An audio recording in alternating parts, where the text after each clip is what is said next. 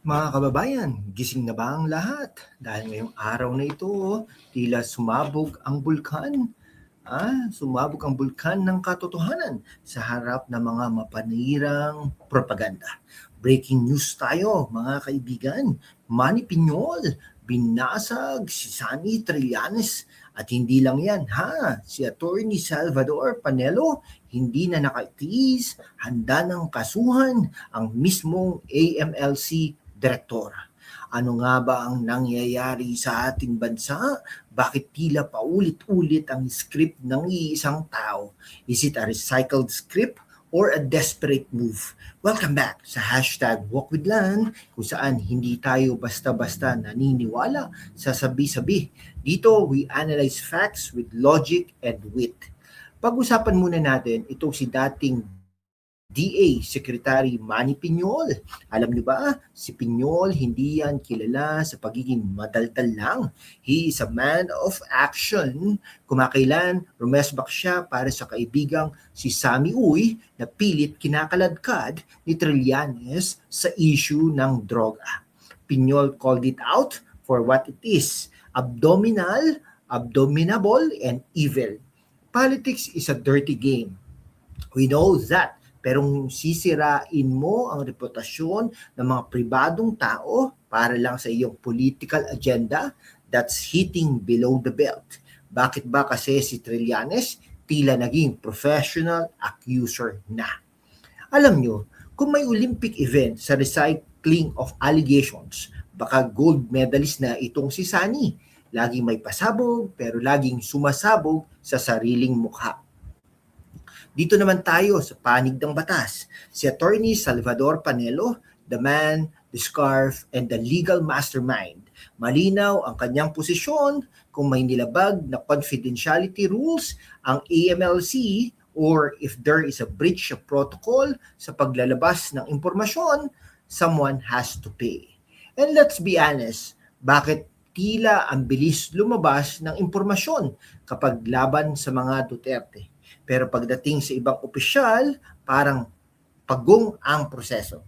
Attorney Panelo is right to question the AMLC director. We need institutions that are neutral, hindi yung nagagamit bilang political weapon. Mga kababayan, sa mundo kung saan ang kasinungalingan ay nangingibabaw, ang katotohanan ang unang sinisikil. Pero kasama kayo, magpapatuloy tayo sa laban, walang takot, walang kinikilingan, at laging handa para sa bayan. Sumali na sa aking YouTube channel membership sa hashtag #WalkWithLan at tulungan natin ang channel na maabot ang 100,000 subscribers. Ang inyong suporta ang susi sa kalayaan natin para ipagpatuloy ang pagbabalita ng katotohanan. Salamat at kita-kits sa laban.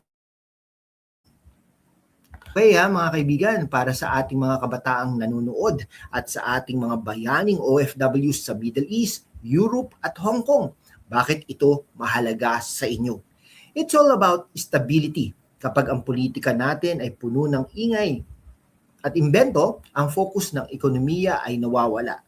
We are looking at products online like this noise-canceling headphones na nasa description link natin, Shopee, Lazada. Itatag din po natin ang mga yan. Minsan, kailangan nyo na rin yan sa totoong buhay para ma-filter out ang ingay ni Trillanes. Gusto nating makita na ang batas ay pantay. If Trillanes has evidence, then present it in court. Hindi sa harap ng media lang na parang teleserye. Bakit laging breaking news pero wala namang conviction?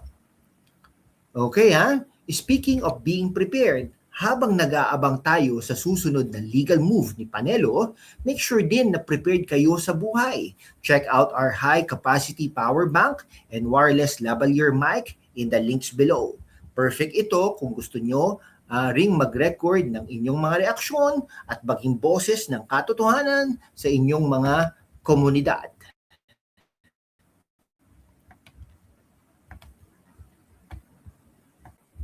Balik tayo sa diskusyon, mga kababayan.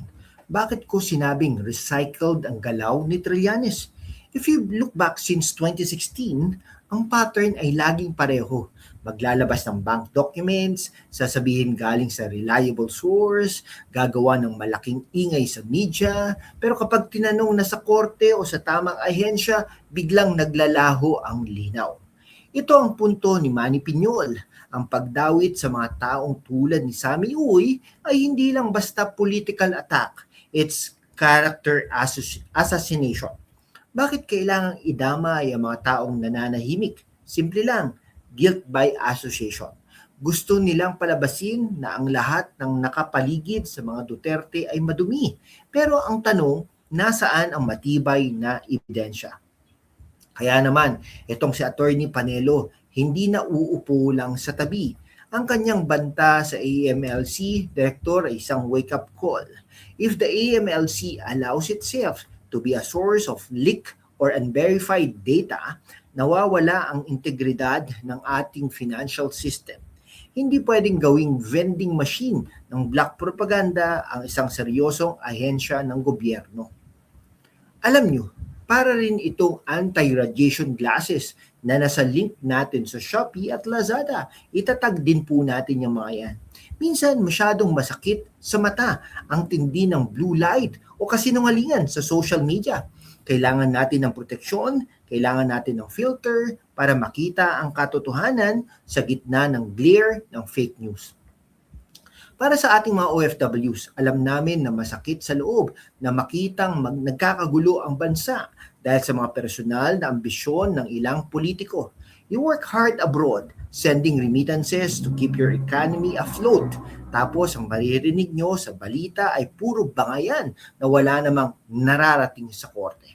Kaya bilib tayo kay Piñol. He spoke as a friend and as a leader. Sinupalpal niya ang lohika ni Trillanes. No? Sabi nga ang katotohanan ay parang ginto. Kahit ibaon mo sa putik, ginto pa rin yan paghukay. At si Trillanes, tila puro putik lang ang hinuhukay, wala namang mahanap na ginto. Ano sa tingin niyo mga kawok? Sa tingin niyo ba ay may basihan ang panibagong pasabog ni Sunny Trillanes? O ito ay isa na namang scripted move para sa darating na eleksyon? I-comment nyo ang inyong mga saloobin sa baba. Gusto kong mabasa ang inyong mga intellectual analysis. Huwag kalimutang uminom ng tubig sa inyong insulated water flask dahil alam kong nakaka-high blood ang mga ganitong usapin. Okay to wrap this up. Manny Piñol showed us that loyalty and truth matter. Attorney Panelo is reminding us that no one, not even the AMLC, is above the law. At si Trillanes, well, the public is watching. Huwag magpaloko sa clickbait ng iba. Dito tayo sa fact-based. Isama nyo kami sa inyong araw-araw na paghahanap ng katotohanan, mga kaibigan. Maraming salamat sa panonood. Huwag kalimutang mag-subscribe, i-like ang video, at i-click ang link sa description para sa ating mga affiliate products. Kita-kits sa susunod na laban. This is #WalkWithLan, signing off, at mabuhay po ang Pilipinas.